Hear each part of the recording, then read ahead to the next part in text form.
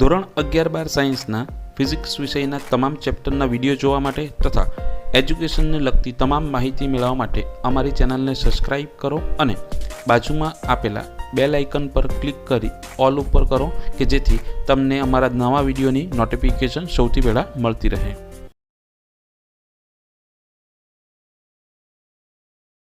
વિદ્યાર્થી મિત્રો, લાસ્ટ વિડીયોમાં આપણે ચેપ્ટર 9 અને 10ના ઇમ્પોર્ટન્ટ ટોપિક ગુજકેટની એક્ઝામ માટે જોઈ ગયા. આજના વિડીયોમાં આપણે 11 અને 12 બે ચેપ્ટર જોશું. આગળના જે વિડીયો છે તે તમને મારી ચેનલ પર 12th સાયન્સનો મોસ્ટ આઈએમપીનું એક પ્લેલિસ્ટ છે તેની અંદર તમને મળશે, અથવા JEE નીટ ગુજકેટનું એક પ્લેલિસ્ટ છે તેની અંદર એના વિડીયો મળશે. ચાલો, ટેક્સ્ટબુકની અંદર ચેપ્ટર નંબર 11, તેમાં ફર્સ્ટ પેજ ઉપર પહેલો જ પેરેગ્રાફ છે. તેમાં શું અંડરલાઇન કરવાનું છે તમારે કે આ કેથોડ કિરણોની શોધ 1870માં વિલિયમ ક્રુક્સ નામના વૈજ્ઞાનિકે કરી. તો કેથોડ કિરણોની શોધ કરનાર વૈજ્ઞાનિકનું નામ યાદ રાખવાનું છે. એ જ પેરેગ્રાફમાં નીચે છે J.J. થોમ્સને સૌ પ્રથમવાર આ કેથોડ કિરણોના કણોની ઝડપ અને વિશિષ્ટ વિદ્યુતભાર એટલે કે E/mનું પ્રાયોગિક મૂલ્ય મેળવ્યું. તો E/mનું પ્રાયોગિક મૂલ્ય મેળવનાર વૈજ્ઞાનિક J.J. થોમ્સન અને E/mનું પ્રાયોગિક મૂલ્ય સ્વીકારેલ મૂલ્ય કેટલું છે? 1.76 કુલમ પર kg. એ યાદ રાખવાનું છે. યાદ રહે તો E/m, E એટલે ઇલેક્ટ્રોનનો વિદ્યુતભાર 1.6 10⁻−19, m એટલે ઇલેક્ટ્રોનનું દળ 9.1 10⁻31. એના પરથી તમે મેળવી શકશો. ત્યારબાદ એમાં નીચેના પેરેગ્રાફમાં મિલિકન ડ્રોપ્સવાળું આપેલું છે. મિલિકને પ્રયોગ કરેલો કે તેલના ટીપાનો જે પ્રયોગ ખરો એ શાના માટે? ઇલેક્ટ્રોનનું વિદ્યુતભાર માપવા માટે ઓઇલ ડ્રોપનો પ્રયોગ એ મિલિકન નામના વૈજ્ઞાનિકે કરેલો. એ યાદ રાખવાનું છે. ત્યારબાદ ઇલેક્ટ્રોનનું ઉત્સર્જન, તેમાં ત્રીજી લાઈન છે છેલ્લેથી કે જરૂરી આવી લઘુત્તમ ઉર્જાને ધાતુનું કાર્યવિધેય એટલે કે વર્ક ફંક્શન કહે છે. ધાતુમાંથી ઇલેક્ટ્રોનને મુક્ત કરવા માટે આપવી પડતી જરૂરી ઉર્જાને શું કહે છે? ધાતુનું વર્ક ફંક્શન કહે છે. ઇલેક્ટ્રોન વોલ્ટ એ શાનો એકમ છે? આગળ કીધેલું કે ઇલેક્ટ્રોન વોલ્ટ એ ઉર્જાનો એકમ છે, વિદ્યુત સ્થિતિમાનનો એકમ નથી. એ યાદ રાખવું. ઇલેક્ટ્રોન વોલ્ટની વ્યાખ્યા છે એક ઇલેક્ટ્રોનને 1 વોલ્ટના વિદ્યુત સ્થિતિમાનના તફાવત વડે પ્રવેગિત કરતાં તેને મળેલી ઉર્જાને 1 ઇલેક્ટ્રોન વોલ્ટ કહે છે, જેનું મૂલ્ય 1 ઇલેક્ટ્રોન વોલ્ટ બરાબર 1.602 × 10⁻19 છે. ત્યાર પછી ધાતુમાંથી ઇલેક્ટ્રોનનું ઉત્સર્જનની રીતોનું ટાઇટલ ખાલી યાદ રાખવાનું છે. પહેલી રીત કઈ છે? તાપીય ઉત્સર્જન, બીજી છે ક્ષેત્રીય ઉત્સર્જન અને ત્રીજી છે ફોટો ઇલેક્ટ્રિક ઉત્સર્જન. ક્ષેત્રીય ઉત્સર્જનમાં તમારે વિદ્યુત ક્ષેત્ર યાદ રાખવાનું છે 10⁸ વોલ્ટ પર મીટર. પૂછાયેલું છે બોર્ડના નમૂનાના પ્રશ્નપત્રમાં કે કેટલું વિદ્યુત સ્થિતિમાન હોવું જોઈએ? તો 10⁸ વોલ્ટ પર મીટર જેટલું. એ જ પેજ ઉપર નીચે આવો તો હોલવાસના જે પ્રયોગ છે તેમાંથી શું પૂછી શકાય કે હોલવાસ નામના વૈજ્ઞાનિકે જે પ્રયોગ કર્યા હતા તેમાં કઈ ધાતુની પ્લેટ લીધી હતી? તો ઝિંક ધાતુની પ્લેટ. તેના પર કયા કિરણો આપાત કર્યા? અલ્ટ્રાવાયોલેટ પ્રકાશના કિરણો આપાત કર્યા. ઓકે, આટલી વસ્તુ યાદ રાખવાની છે. ત્યાર પછી ધાતુમાંથી ઇલેક્ટ્રોનને મુક્ત કરવા માટે આપાત વિકિરણની અમુક લઘુત્તમ આવૃત્તિ હોવી જોઈએ કે જેને થ્રેશોલ્ડ આવૃત્તિ કહે છે. તે યાદ રાખવાનું છે.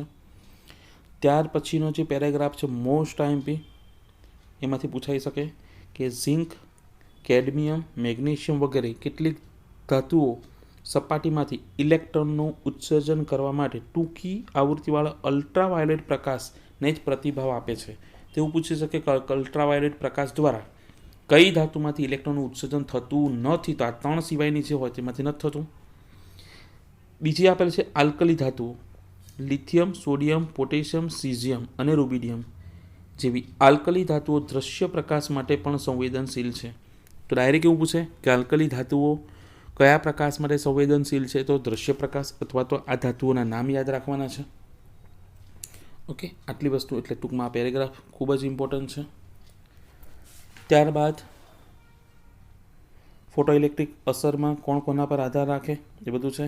કદાચ મારા લેક્ચરના વિડીયો તમે જોયા હોય તો તમને ખ્યાલ હશે કે આ બધી જે લાક્ષણિકતા ખરી તે કઈ રીતે યાદ રાખવાની છે. એક સૂત્ર યાદ રાખવાનું છે તમારે, ઇફ ની કહું, ઇફ ની કહું, આ રીતના તમારે યાદ રાખવાનું છે સૂત્ર. ઇફ એટલે કે જો હું ની કહું, જો ની કહું અથવા ઇફ ની કહું. એમાં જે પહેલું છે કે ફોટો ઇલેક્ટ્રિક પ્રવાહ એ કોના પર આધાર રાખશે? પહેલી બે રાશિ ઉપર, કે ઉત્પન્ન થતા ફોટો ઇલેક્ટ્રોનની સંખ્યા અને આવૃત્તિ તીવ્રતા પર. બીજી રાશિ છે તે બીજા બે ઉપર આધાર રાખે. એફ એટલે આવૃત્તિ, તો આવૃત્તિ પર કોણ આધાર રાખશે? ઉત્પન્ન થતા ફોટો ઇલેક્ટ્રોનની મહત્તમ ગતિ ઉર્જા અને સ્ટોપિંગ પોટેન્શિયલ. ઓકે, ઇફ ની કહું પહેલું એ પહેલાં બે પર અને બીજી એ બીજા બે ઉપર આધાર રાખશે. અહીંયા આઈમાં તમે એકને તીવ્રતા કહી શકો અને બીજાને ફોટો ઇલેક્ટ્રિક પ્રવાહ કહી શકો. ઓકે, ત્યાર પછી એમાં સૂત્ર છે કે મેક્સિમમ બરાબર EV0. આ સૂત્ર યાદ રાખવું.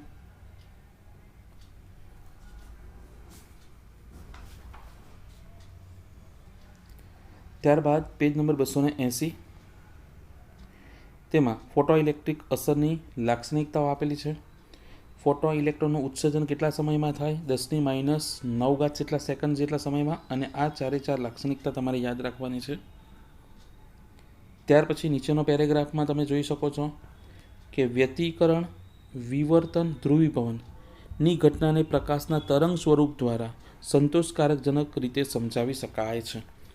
તો કઈ ઘટનાને પ્રકાશના તરંગ સ્વરૂપ દ્વારા સમજાવી શકાતું નથી? તો વ્યતિકરણ, વિવર્તન, ધ્રુવીભવન સમજાવી શકાય. એ સિવાય જે ફોટો ઇલેક્ટ્રિક અસર છે તે માત્ર તમે કણ સ્વરૂપ દ્વારા સમજાવી શકો, તરંગ સ્વરૂપ દ્વારા સમજાવી શકતા નથી. ઓકે, એ યાદ રાખવાનું છે.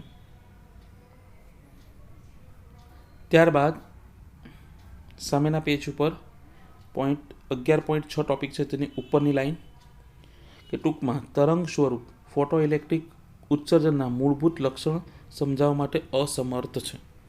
તરંગ સ્વરૂપ દ્વારા તમે ફોટો ઇલેક્ટ્રિક ઉત્સર્જન સમજાવી શકતા નથી. કોની જરૂર પડે? કણ સ્વરૂપની જરૂર પડે. 11.6 તેમાં બીજી લાઈન, ફોટો ઇલેક્ટ્રિક ઉત્સર્જન વિકિરણમાંથી ઉર્જાના સતત શોષણને કારણે થતું નથી. વિકિરણ ઉર્જા છૂટા છૂટા એકમોની બનેલી હોય છે, તેમને વિકિરણની ઉર્જાના ક્વોન્ટમ કહે છે. અને આ દરેક ક્વોન્ટમની ઉર્જા hν અથવા તો hf જેટલી હોય. આ દરેક ક્વોન્ટમને શું કહે છે? ઉર્જાનું બંડલ, એને કહેવાય ફોટોન. પછી સૂત્ર છે કે મેક્સિમમ બરાબર hν - 50. અહીં આવૃત્તિ મ્યુ અથવા તો તમે f પણ કહી શકો. કે મેક્સિમમ બરાબર hf - 50, જેને આઇન્સ્ટાઈનનું સમીકરણ કહે છે. કે મેક્સિમમની કિંમત તમે મૂકી દો EV0, તો તમને પેજ નંબર 282 પરનું સૂત્ર મળશે. EV0 બરાબર hν - 50. ત્યાર પછી એના પરથી V0 ને કરતા બને એટલે E સામેની બાજુ છેદમાં જાય. આ સમીકરણ y બરાબર mx પ્લસ c સીધી રેખાનું સમીકરણ છે. તેમાં અહીંયા જે આવે તેને ઢાળ કહેવાય. તો y અક્ષ પર કઈ રાશિ લેવાની છે? V0 stopping potential. x અક્ષ પર શું લેવાનું છે? આવૃત્તિ મ્યુ. આમ V0 વર્સિસ v અથવા તો મ્યુ ના આલેખનો ઢાળ તમને શું મળે? બીજું પદ એટલે કે m, તો h/e એના આલેખનો ઢાળ છે. એ ઉપર તમને પહેલી લાઈન આપેલી છે, MCQમાં પૂછાઈ શકે. V0 વિરુદ્ધ મ્યુનો આલેખ સીધી રેખા મળે, જેનો ઢાળ h/e છે. ત્યારબાદ આનું ટાઇટલ જ યાદ રાખવાનું છે કે પ્રકાશના કણ સ્વરૂપને શું કહે છે? તો ફોટોન કહે છે. ત્યારબાદ એમાં નીચે ફોટોનની લાક્ષણિકતા જે આપેલી છે એ પાંચ લાક્ષણિકતા યાદ રાખવી. કે ફોટોનનું વેગમાન કેટલું થાય? P બરાબર E/c. ફોટોન વિદ્યુતની દ્રષ્ટિએ કેવો છે? તો તટસ્થ છે.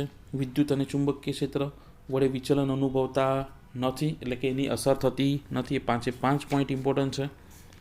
કે ફોટોન જ્યારે સંઘાત અનુભવે ત્યારે કોનું સંરક્ષણ થાય? તો વેગમાન અને ઉર્જા બંનેનું સંરક્ષણ થાય. માત્ર વેગમાન કે માત્ર ઉર્જાનું થતું નથી.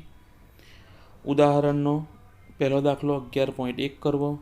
ઉદાહરણનો બીજો દાખલો 11.2. બેમાંથી કોઈ પણ એક ભાગ પૂછી શકે.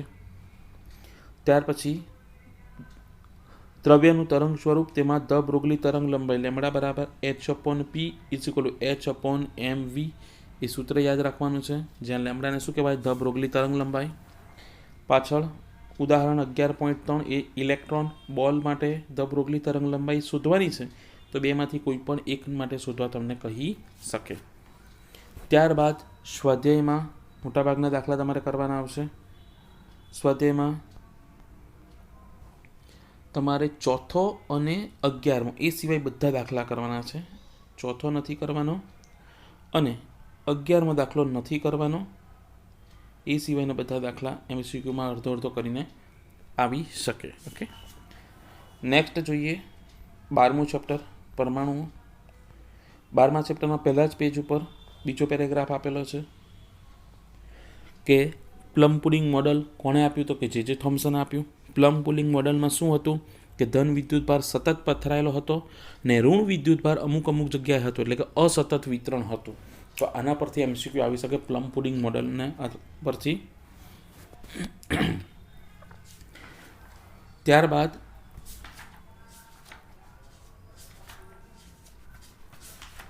આગળ આપણે કદાચ જોવાનું રહી કે પ્રોટોન, ન્યુટ્રોન, ઇલેક્ટ્રોનની શોધ કોણે કરી, એ આના પછી ચેપ્ટરમાં આપણે જોશું.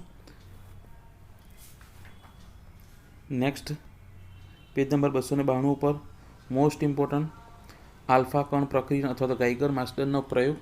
તેમાં કઈ વસ્તુ યાદ રાખવાની છે કે આલ્ફા કણ પ્રક્રિયાનો પ્રયોગ અથવા તો ગાઈગર માસ્ટરના પ્રયોગમાં રેડિયો એક્ટિવ સ્ત્રોત તરીકે કઈ ધાતુ લીધી હતી? Bismuth 83 Bi 214. પરમાણુ ક્રમાંક અને ભાર પણ યાદ રાખજો. એવું પૂછાય કે ગેઈગર માસ્ટરના પ્રયોગમાં જે રેડિયો એક્ટિવ સ્ત્રોત વાપર્યો તેનો પરમાણુ ક્રમાંક કેટલો અથવા તો પરમાણુ ભાર કેટલો? તેની ઉર્જાનું મૂલ્ય યાદ રાખવાનું છે 5.5 મેગા ઇલેક્ટ્રોન વોલ્ટ. કોના ઉપર આપાત કર્યો? સોનાની વરખ. તો એ સોનાના વરખની જાડાઈ યાદ રાખવી કે ભાઈ સોનાના વરખ ઉપર, અને તેની જાડાઈ કેટલી? 2.1 × 10⁻⁷ મીટર. જે પડદો હતો તે કઈ ધાતુનો હતો? Zinc sulphide. આટલી વસ્તુ તમારે યાદ રાખવાની છે. ઓકે, આજે જે મેં અંડરલાઈન કરી છે તે. ત્યારબાદ સામેના પેજ ઉપર પેજ નંબર 293 ઉપર પરિમાણ આપેલું છે કે ન્યુક્લિયસનું પરિમાણ 10⁻15 મીટરથી 10⁻14 મીટર અને પરમાણુનું પરિમાણ 10⁻10 મીટરના ક્રમનું હોય છે.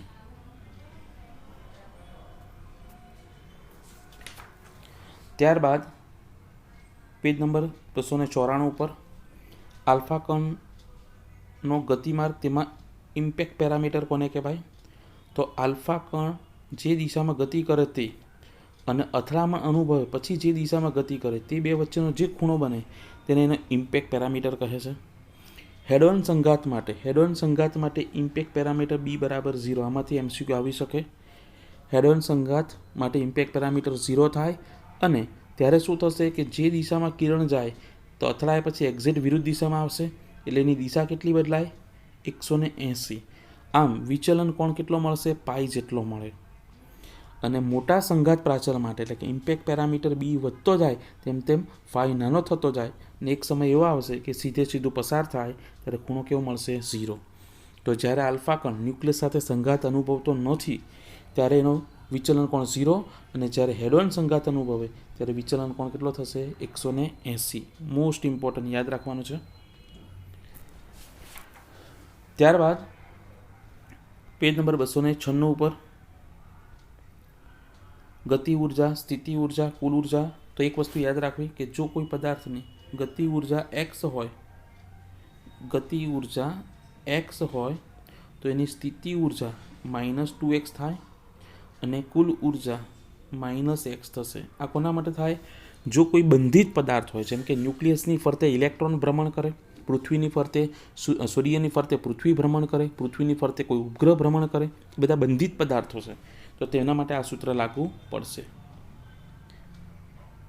ત્યાર પછી પેજ નંબર 297 સામેના પેજ ઉપર કે બોહરનું મોડલ. તે બોહરનું જે મોડલ છે તે શું નથી સમજાવી શકતું? તો બોહરનું મોડલ એ પરમાણુની સ્થિરતા સમજાવી શકતું નથી. તો અહીંયા આપેલું છે કે આથી પ્રવેગિત ઇલેક્ટ્રોનની ઉર્જા સતત ઘટવી જોઈએ.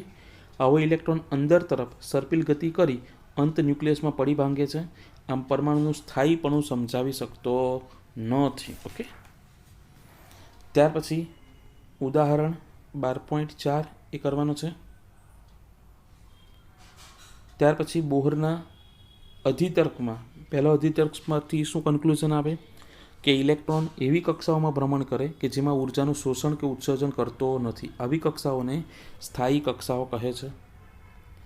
બીજો અધિતર્ક, તેના પરથી સૂત્ર L = NH/2π.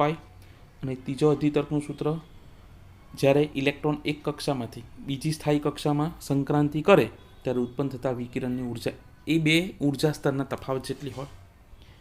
ઇલેક્ટ્રોનની ત્રિજ્યા પરથી ઉર્જાનું સૂત્ર, તેમાં કન્ક્લુઝન છે E ચલે છે 1/n². એ યાદ રાખવાનું છે. ત્યારબાદ પેજ નંબર 301 ઉપર લાસ્ટ જે થિયરી છે તેમાં તમારે યાદ રાખવાનું છે કે જે ઇલેક્ટ્રોન વર્તુળાકાર માર્ગ પર કક્ષામાં પરિભ્રમણ કરે તેનો પરિઘ એ તરંગ લંબાઈના પૂર્ણ ગુણાંકમાં હોય. પરિઘ બરાબર n લેમ્બડા થાય. એ યાદ રાખવાનું છે. પાછળ પેજ નંબર 302 પર બોરના મોડલની મર્યાદાઓ છે. એ મર્યાદા તમારે યાદ રાખવાની છે કે હાઇડ્રોજનને લાગુ પાડી શકાય, હિલિયમને પણ લાગુ પાડી શકાતો નથી. અને આ જે મોડલ છે તે આવૃત્તિની સાપેક્ષ તીવ્રતાઓ સમજાવી શકતું નથી. એટલે આ બંને મર્યાદા તમારે યાદ રાખવાની છે. ત્યારબાદ સ્વાધ્યાયમાં પહેલો જે સવાલ છે તેમાં ઘણી બધી ખાલી જગ્યાઓ છે. એમાંથી એકાદ ખાલી જગ્યા પૂછી શકે. હમણાં બોર્ડના નમૂનામાં હતું આ સવાલ, નમૂનાનું પ્રશ્નપત્રમાં.